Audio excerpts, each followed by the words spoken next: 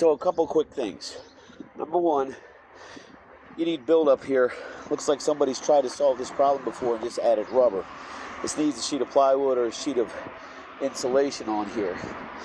The flashings have failed around the perimeter, and although there used to be a drop tube like the neighbors and like everybody else on this block, somebody covered it up and put this K-gutter here. But when they put this capping on, they prevented the water from being able to get off. See how that's a ridge? There's no way that water can get off there. So it just splits the flashing and goes behind it. Now, notwithstanding the flashing being split all the way around the perimeter, see that separation there, here, here. I mean, the whole length of it. Looks like somebody was trying to stretch the last little bit, and they just ran out here and just left it. The rubber's not ran into the box. The counterwall flashing is open, completely open. But beyond just that, the material itself is decimated. Do you see this? I don't want to flake it apart too much, but it's literally peeling off and crumbling. Now let me show you what I've learned over the years about water entry. So yes, you need to drop new rubber here and run it correctly, build up that section. Anytime I see this pop stucco drive it stuff, I always want to follow it upward. Look, open. That should be silicone at the very least across the top here. Otherwise it's cosmetic, but it becomes like a funnel, like where you have the failed flashing up here and creating a funnel on a sideways rain. You get water in there on a nice windy driving rain. It goes in there. Where else can it go but into the structure?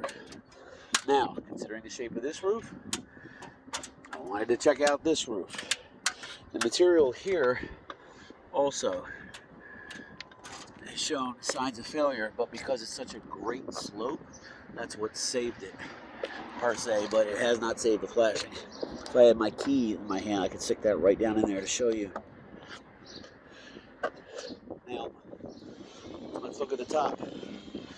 Although you have the impressive solar array and rubber that was thrown down here, what is not done well, again, is the flashing. I'm not going to pull this up on you too much, but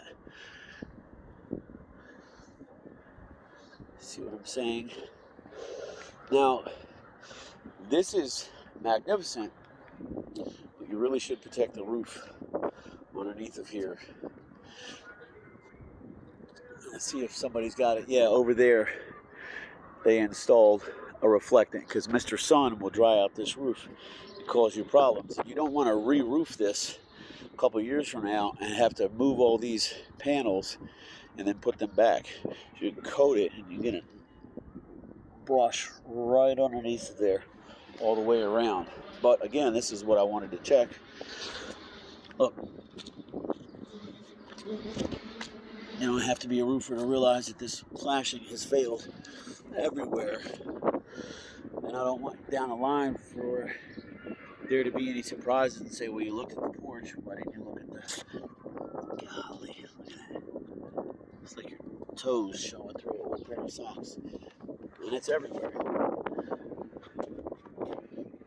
All of this flashing needs to be redone. All of it. Look at it. You can see the bonding element behind it. So somebody slammed this down quick and in a hurry. Did not pay attention to detail. The flashing is the single most important aspect of your roof. It doesn't matter what you put on your roof if the flashing looks like this. But again, I know that these panels are worth their weight in gold. So coat this roof. Don't let it crack up and split up like that lower roof that I was showing you that was chipping apart. Because what happens is the sun heats it up and expands it, and the cold in the winter shrinks it.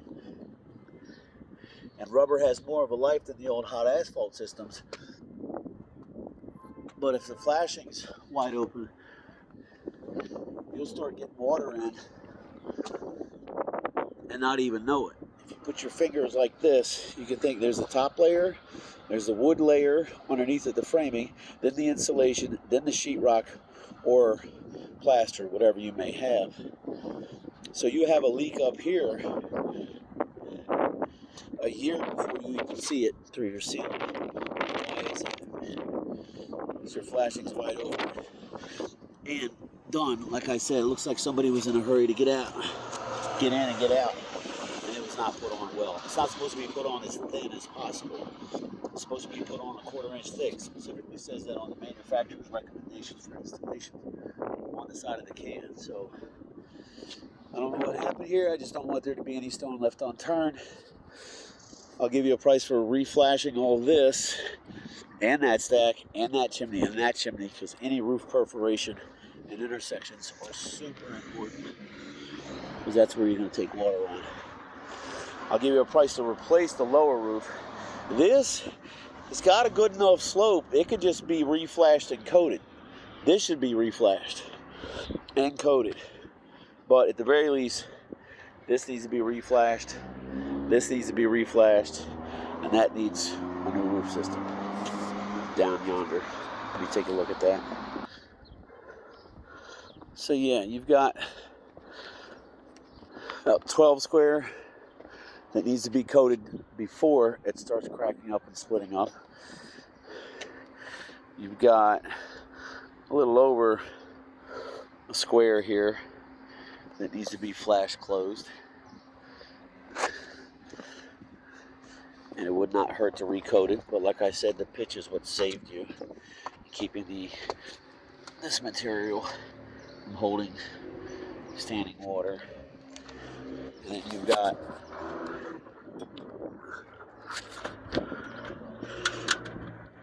almost 3 square porch roof down here that needs to be reinstalled entirely, because you can't tape a bullet hole, or more appropriately, you can't spread flashing. It'll take care of this all over the whole roof. This has just been ignored. And it wasn't the best material to start off with, honestly, in spite of the age, and the splitting and the cracking.